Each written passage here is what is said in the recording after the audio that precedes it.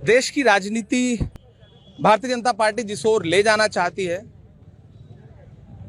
उसमें एकमात्र रोड़ा अगर कोई है तो वो कांग्रेस पार्टी है। वो अपने हिसाब का देश बनाना चाहते हैं, अपने हिसाब के प्रतीक चिन्ह बनाना चाहते हैं, अपने हिसाब का माहौल बनाना चाहते हैं। चूंकि देश की आज़ादी की लड़ाई में उनका रत्ती भर भी कोई योगदान नहीं है तो सारा इतिहास बदल देना चाहते हैं, अतीत से पीछा छुड़ाना चाहते हैं। लेकिन कांग्रेस पार्टी ने हमेशा से देश को मुद्दों पर रहने की सीख दी है। हम लगातार देश को मुद्दों पर रखने का प्रयास करेंगे। अभी आपने प्रतीक की बात की, कहीं अशोक स्तंभ की बात तो नहीं की? उसमें एक अशोक स्तंभ प्रतीक भी को है, चेंज कर दिया उसमें एक अशोक स्तंभ भी है। जिस तरह से हमारे राष्ट्रीय प्रतीक को चेंज किया गया है उस पर देश के तमाम इतिहासकार, तमाम बौद्धिक लोग, बुद्धिजीवी लगातार प्रश्न खड़ा कर रहे हैं और ये अच्छा नहीं है। आप प्रतीक चिन्हों से छेड़छाड़ करते हैं तो आप देश की अस्मिता और देश की गरिमा से छेड़छाड़ करते हैं और ये अच्छा नहीं है।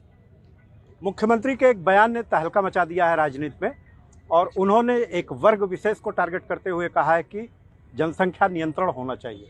नहीं, जनसंख्या नियंत्रण बिल्कुल होना चाहिए, लेकिन मुख्यमंत्री जी का जो बयान है वो महज राजनीतिक स्टंट है, एक सियासी बयान है। आंकड़ों से बहुत परे है वो बयान।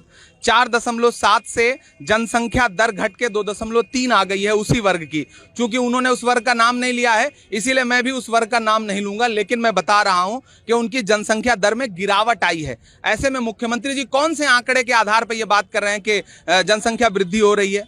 तो मुख्यमंत्री जी एक बहुत जिम्मेदार पद पर बैठे हैं, उन्हें आंकड़ों के साथ बात करनी चाहिए। भारतीय जनता पार्टी के स्वास्थ्य मंत्री ने देश के सदन में जवाब देते हुए कहा है कि देश में किसी भी जनसंख्या दर को नियंत्रित करने के कानून की आवश्यकता नहीं है। यह भारतीय जनता पार्टी के स्वास्थ्य मंत्री का बयान है, आप उठा के देख सकते हैं।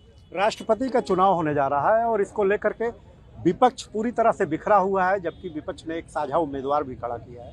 तो क्या लग रहा है? नहीं, देखिए, संख्या के आधार पर मौजूदा सरकार आपको आगे दिख रही होगी, लेकिन हम एक प्रयास ये कर रहे हैं कि हम लोकतंत्र की शुचिता बचाने का प्रयास कर रहे हैं। हम आत्मसमर्पण वाली मुद्रा में कभी नहीं रहेंगे, हमारी तादाद कितनी भी हो। उन्होंने एक अपना, एनडीए ने अपना प्रत्याशी दिया है, यूपीए ने अपना प्रत्याशी दिया है।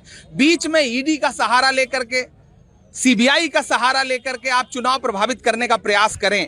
आपने सरकारें लूटी, आपने लोकतंत्र को लूटा, लेकिन इसका यह मतलब नहीं कि यूपीए आत्मसमर्पण कर देगा। कांग्रेस लोकतंत्र और संविधान बचाने के लिए आखिरी सांस तक लड़ती रहेगी, लड़ती रहेगी। यूपीए का एक घटक कभी हुआ करता था समाजवादी पार्टी, और उसका एक गठबंधन विधानसभा चुनाव में उभरा, और इस समय छिन्न भिन्न होता नजर आ रहा है राष्ट्रपति चुनाव को लेकर। नहीं, तो मुझे लगता है इसका सवाल आपको अखिलेश यादव जी से पूछना चाहिए। अब समाजवादी पार्टी के गठबंधन पे मैं कोई प्रश्न चिन्ह कैसे उठा सकता हूं या मैं कोई जवाब कैसे दे सकता? आप हमसे हमारे गठबंधन के बारे में बात करिए। आपकी पार्टी बिना संगठन के कैसे चुनाव मैदान में 24 में उतरेगी? नहीं, ऐसा नहीं कि हमारे पास संगठन नहीं है। गांव गांव चले जाइए, प्रदेश के किसी भी कोने में चले जाइए, आपको कांग्रेस का कार्यकर्ता मिलेगा। जरूरत है उसे संयोजित करने की, एकजुट करने की और थोड़ा ऊर्जा भरने की। शायद उसी प्रयास के लिए कांग्रेस ने प्रतापगढ़ को 2 सांसद दिए हैं। हम लोगों की जिम्मेदारियां बहुत बड़ी हैं, एक का निर्देशन और एक की नई ऊर्जा मुझे लगता है कि अच्छा परिणाम देगी जिले में भी और लगभग 100 दिन हो रहे हैं और कांग्रेस ने अभी अपने प्रदेश अध्यक्ष की घोषणा नहीं की, और यही स्थिति समाजवादी की भी हो गई। देर आएंगे दुरुस्त आएंगे।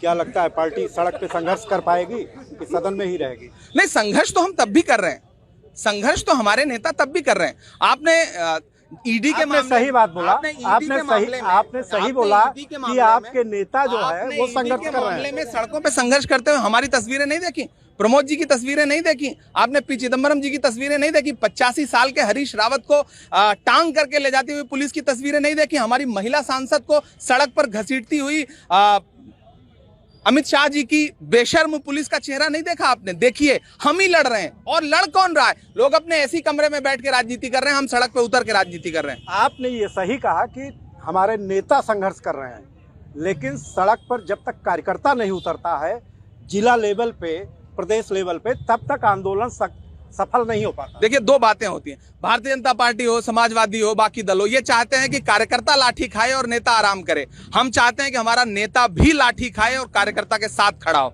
हम लाठी खुद खा रहे हैं, कल को हमारा कार्यकर्ता भी हमारे साथ खड़ा हो। मतलब ये आंदोलन जन आंदोलन नहीं बन पाएगा? बिल्कुल बनेगा, बिल्कुल बनेगा। बनेगा, क्यों नहीं बनेगा? जन आंदोलन और होता क्या है? आप अपनी भूमिका थोड़ी सही कर लीजिए, जन आंदोलन दिखने लगेगा सड़कों पर। मीडिया मीडिया लोकतंत्र का चौथा स्तंभ अपनी भूमिका रत्ती भर अगर सही कर ले तो इस देश में संविधान और लोकतंत्र कम से कम 70% सही हो जाएगा, इसमें कोई दो राय नहीं। तो ये थे इमरान प्रतापगढ़ी। प्रतापगढ़ में इनका नागरिक अभिनंदन होना है और अब यहाँ से रवाना हो रहे हैं मनोज त्रिपाठी, एबीपी गंगा, प्रतापगढ़।